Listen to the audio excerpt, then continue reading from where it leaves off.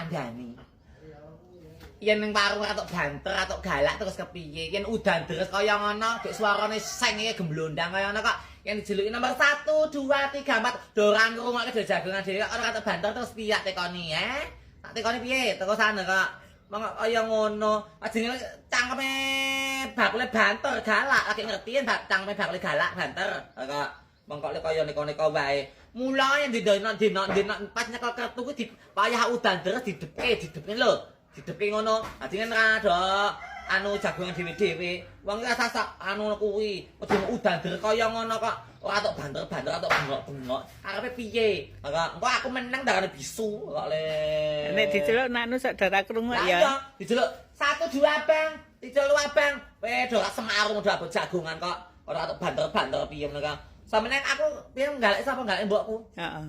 Lah wong mbah iki sudah rungu. Mbah iki sudah rungu, ngerti ra? Sudah rungu. Yo sudah rungu ki ora banter ki ora krungu, ngerti ra? Wong kowe lho nglakoni ndek wong tuwa sudah rungu kowe soalé. Kok ya sak nglakoni mbokmu sudah rungu kowe ya apa jenenge merasakan kaya aku kok. Aku kaya aku kok dawa susah, ndablek ngerti ra? Mangsane kuwi. Omongan karo mbah iki, among alus dadi kasar, mergane apa sudah rungu.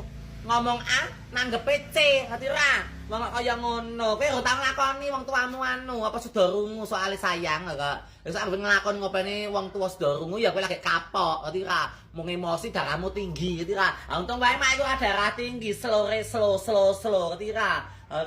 Kok jenenge mbahku tika iki sudah rungu. Kok mangsane dadi ngomong alus ngejake padu, kok ngejak ngene salah paham. Oh, adine iki mak iki ngomong banter ning warung, banter kaki mergane mbah iki sudah rungu. Loro udan deres senge tendek krungune glondang-glondang. Sida duwe nomor do jagongan ngerti ra? Lagi ngerti.